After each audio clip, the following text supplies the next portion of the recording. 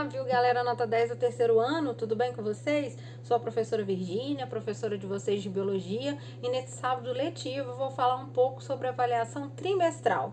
Avaliação trimestral de Ciências da Natureza, mas só da parte de Biologia, hein? Por favor, porque as Ciências da Natureza, como vocês sabem, foram 27 questões envolvendo 3 disciplinas, não só a Biologia, mas também a parte das disciplinas de Física e de Química. No caso, 9 questões de Biologia foram cobradas na avaliação trimestral. Essas 9 questões envolviam conteúdos diversos, como, por exemplo, características dos seres vivos, os 5 grandes reinos, também teve questão envolvendo bioquímica celular, genética, e aí eu escolhi 2 questões para comentar com vocês nesse nosso sábado letivo. Então vamos lá, começar?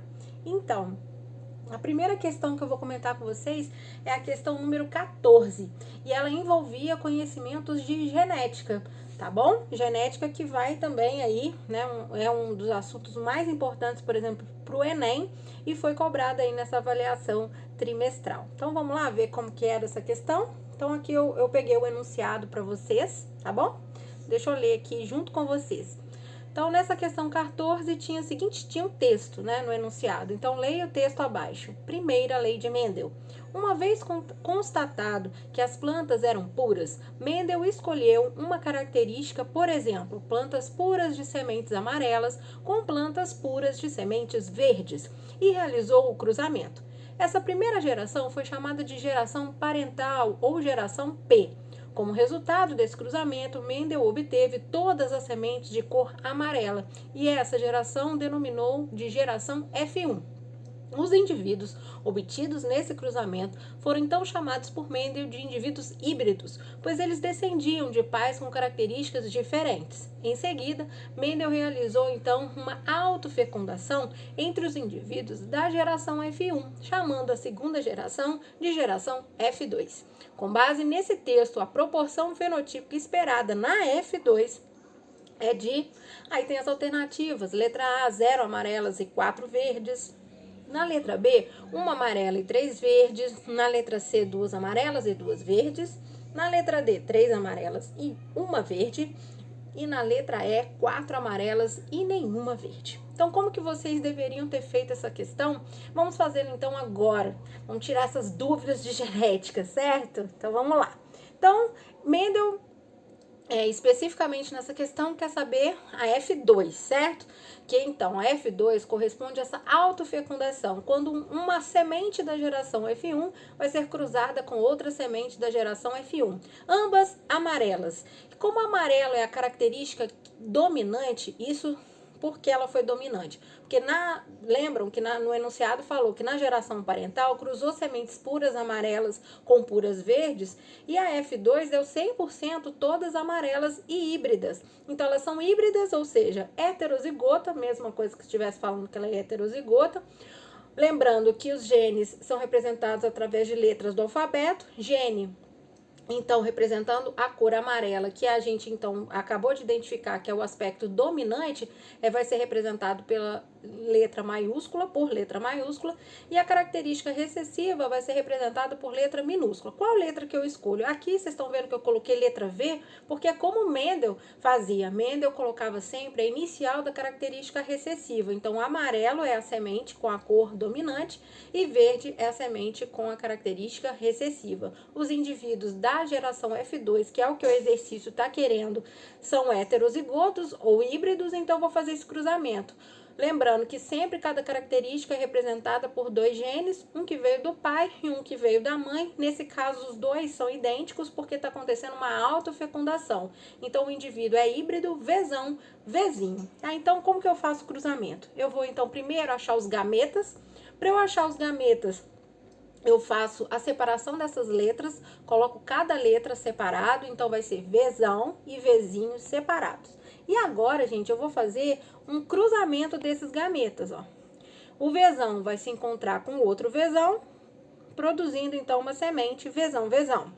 O Vzão vai se encontrar com o Vzinho, produzindo uma semente Vzão, Vzinho. o Vzinho vai encontrar com o Vzão, produzindo um Vzinho, Vzão ou Vzão, Vzinho. Mas é igual português a genética, gente. Letra maiúscula sempre primeiro, mas não, obviamente, que não altera o resultado aqui na genética, se você colocar Vzinho, Vzão. E para finalizar, Vzinho combinando com Vzinho. Então, o que a gente... esse, então, é o resultado da F2, que é o que o exercício está pedindo. O exercício está querendo o resultado desse cruzamento de F2. Então, o resultado...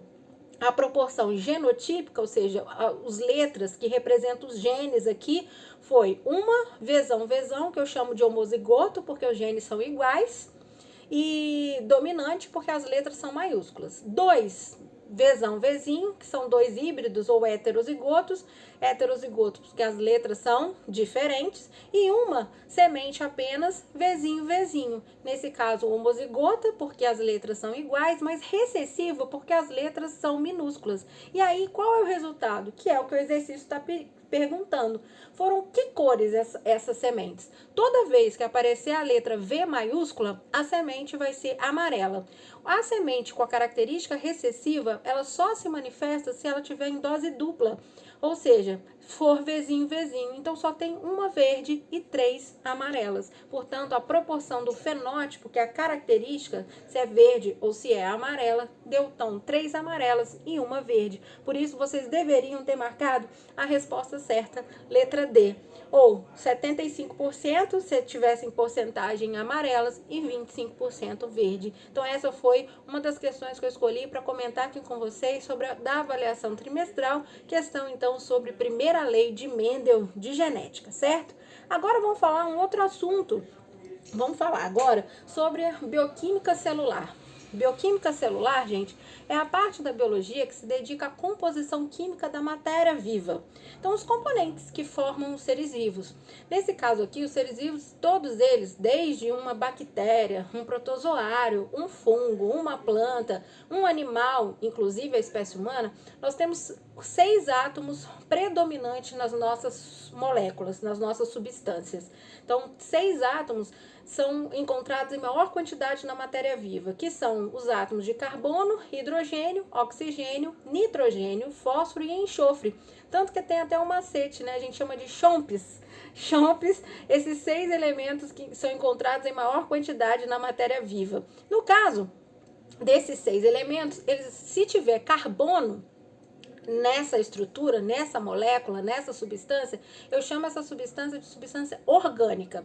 E se não tiver carbono, eu chamo essa substância de inorgânica. No caso aqui, eu coloquei uma proporção das principais substâncias encontradas na espécie humana e nas proporções aqui em média. Só que essas substâncias são encontradas em outros seres vivos, mas em proporções obviamente diferentes. Então, na espécie humana, por exemplo, gente, olha só, a gente tem 70 a 80% do nosso corpo é pura água, de 10 a 15% de proteínas, 2 a 3% de lipídios, 1% de glicídios ou carboidratos, 1% de ácidos nucleicos, que é o DNA e o RNA, e 1% de sais minerais como cálcio, fósforo e iodo. Aqui eu não coloquei também uma pequena porção que existe também no nosso corpo de vitaminas, tá?